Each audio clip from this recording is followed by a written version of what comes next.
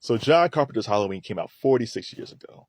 So in honor of Halloween, I'm going to give my top 8 horror films of all time. Number 8, let's do Halloween. John Carpenter's brilliant film. The thing about his film, which is great, it was like a Hitchcock film where it was a slow build to the massive killing. Like it, like there was a little bit of action in the beginning with Dr. Loomis and Michael Myers, but then there's a lot of character development with Jamie Lee Curtis's Laurie Strode. But then once we get to her friend in the car, and then we get to PJ Souls and her boyfriend, the horror is just relentless. Brilliant, brilliant filmmaking. One of the best ever.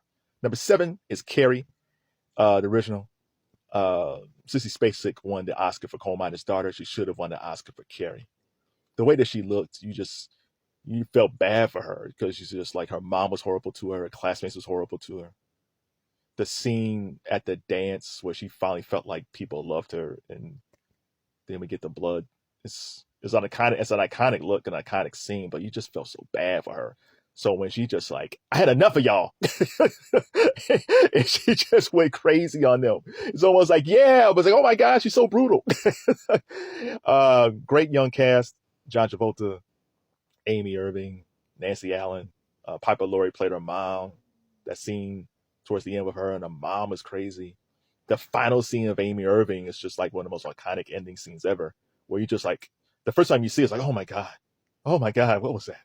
Oh, fantastic scene. The crazy thing about that film is when Brian De Palma was casting the film, him and George Lucas was casting Star Wars. So he was casting these actors at the same time. They sat at the same table, whatever room they were in, and they were coming in for Carrie and Star Wars, which is just insane. See, that was number 6. Number 5, let's go with Black Christmas.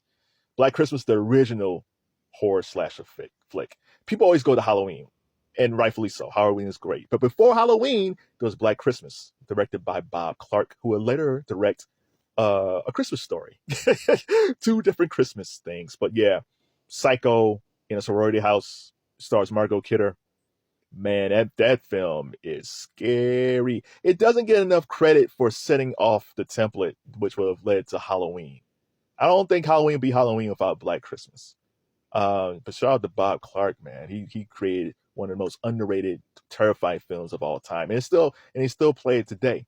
Okay, so that was number 5. Let's go with Aliens. Aliens. No, Alien. Alien with Sigourney Weaver, the original of Yaphet Kotto. The scene with a little guy. So my man's on the table. He's like, oh, I don't feel good. He lays on the table. The stomach starts pulsating. It's like, what is that? And then the little guy pops up and looked around. It's like, hey, how's it going, everybody? He jumps up and scurries away. It's like, what was that?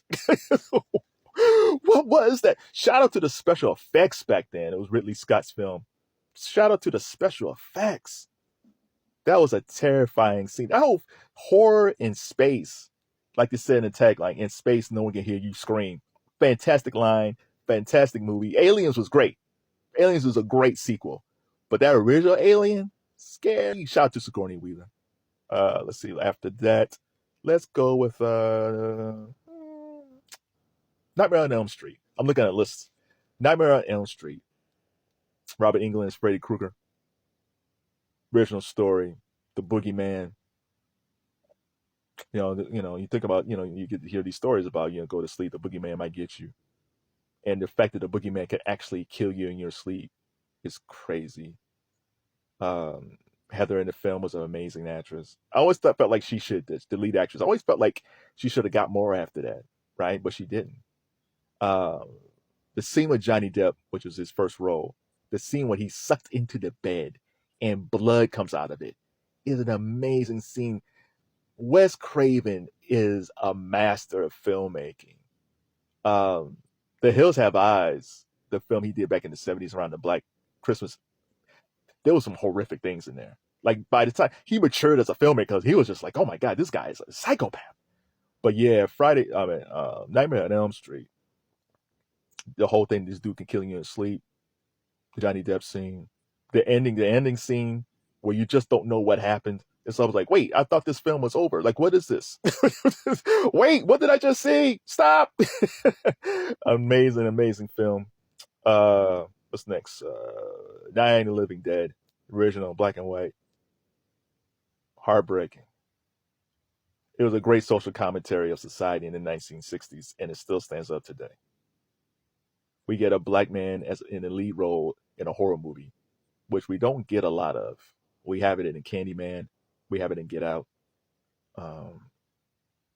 but this film in the 60s, black and white, a lot of horrific scenes in it. The scene with the daughter and the mom is horrible.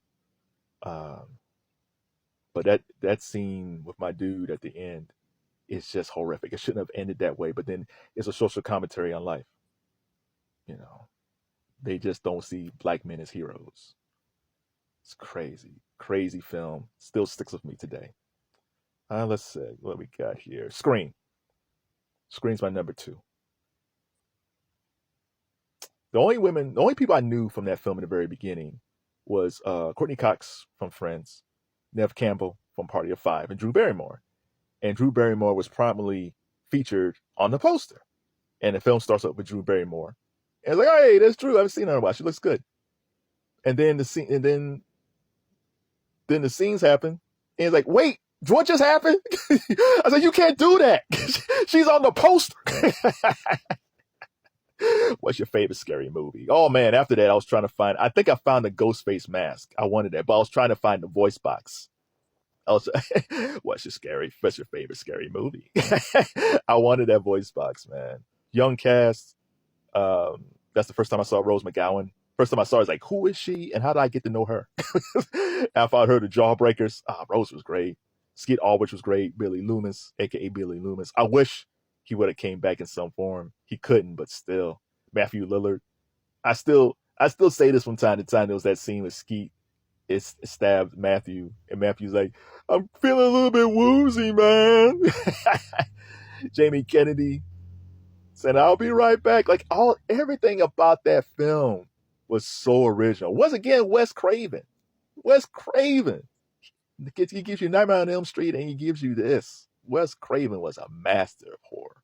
I love that film. And finally, The Thing. John Carpenter is back again. He started our list and he'll end our list.